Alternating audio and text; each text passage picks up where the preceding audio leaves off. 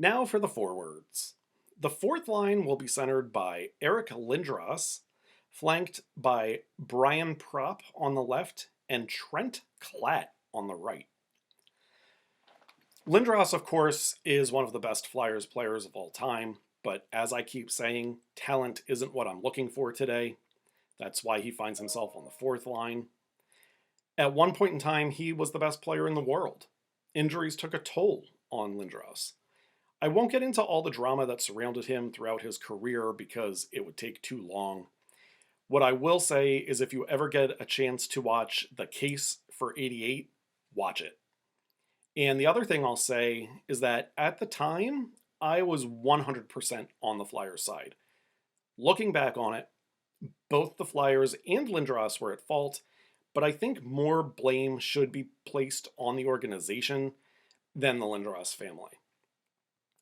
Brian Propp was knocked out of the 1989 playoffs in Game 1 by Chris Chelios in a series between the Flyers and the Montreal Canadiens, which led to Hextall going berserk and going after Chelios because Hexy was a madman. The Propp injury played a significant factor in the Flyers losing that series.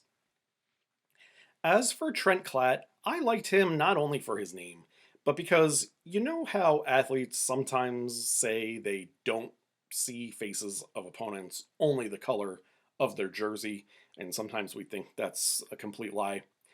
Well, Klatt was certainly telling the truth about that one.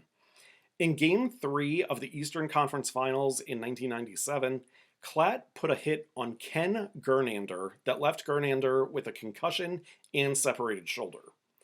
The reason this was a big deal beyond the injury was that Klatt and Gernander are brothers-in-law married to twin sisters. And it was a clean, legal hit that Klatt did not go to the box for.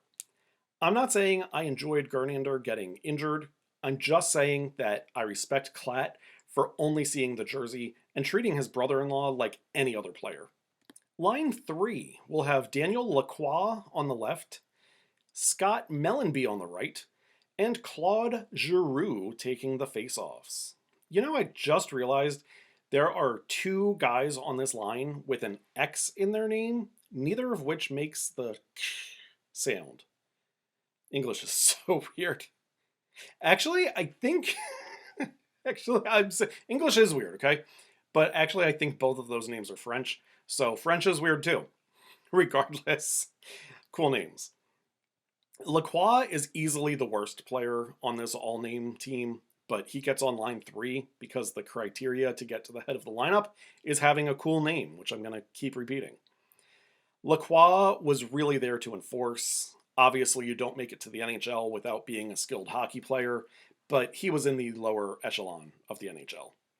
He was part of the dreaded Dan line, who I've mentioned on the show before, with Dan Kordick and Scott Daniels. On the other side, I always really liked Mellanby's name as well as his game. He was part of the stellar late 80s Flyers who unfortunately could never hoist the Stanley Cup. Mellanby gained most of his popularity, though, as a member of the Florida Panthers, where after he killed a rat in the dressing room, fans started throwing plastic rats on the ice after Panthers goals. By the way, he was the first player to ever score a goal for the expansion Panthers. Centering that line, Giroux is one of my favorites in Flyers history. He was the team's best player for years, but they could never find a way to finish. By the way, the jersey that I'm wearing right now is a Claude Giroux jersey. In 2012, the Flyers were hosting the New York Rangers at Citizens Bank Park in the Winter Classic. Teams always make special jerseys for that game. Well, this version of a Flyers jersey leaked online, paying homage to the Philadelphia Quakers, who were actually the first ever NHL team in Philly, although they only played one full NHL season. I really liked it, and then they didn't wear these jerseys. I still like it, still wear it proudly, still a big Giroux fan. Wish him well in Ottawa.